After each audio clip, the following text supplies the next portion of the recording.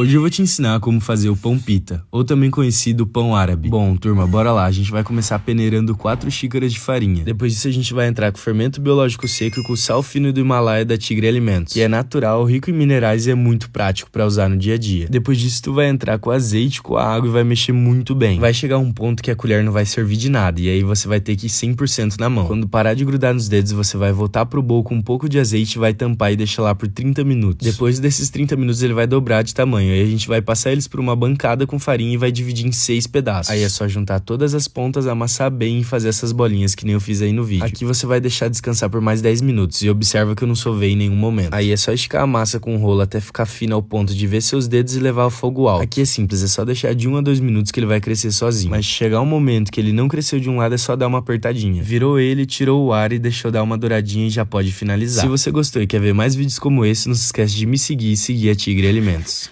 Fui!